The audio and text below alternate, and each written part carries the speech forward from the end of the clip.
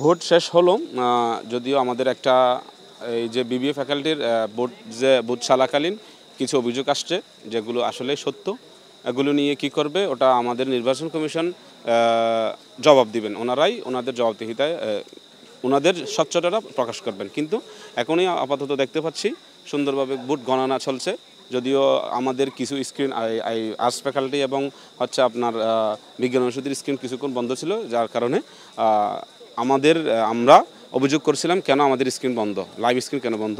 পরবর্তীতে ওখানে আমাদের পোলিং এজেন্টরা জানিয়েছেন যতক্ষণ পর্যন্ত আমাদের ওই যে লাইভ বন্ধ ছিল ততক্ষণ পর্যন্ত হচ্ছে এই ভোট গণনা ওনারা ভিতরে বন্ধ রেখেছিলেন, এবং দেখা যাচ্ছে যথেষ্ট ওখানে আমাদের পোলিং এজেন্টের উপস্থিতিতে ওনারা ভোট গণনা করছেন।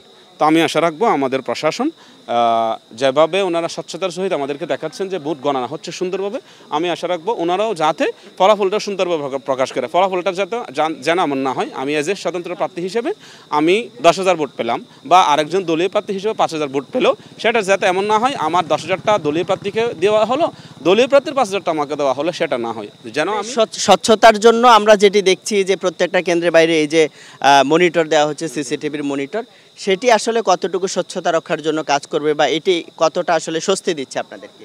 দেখেন, আমাদের 24 পরবর্তী প্রশাসন অনেকগুলো কাজ করছে, ওনাদের সব কিছু কাজ নিয়ে আমাদের শিক্ষার্থীদের মধ্যে প্রশ্ন রয়ে গেছে যেগুলোর মীমাংসা আমাদের প্রশাসন এখন করতে পারেন নাই।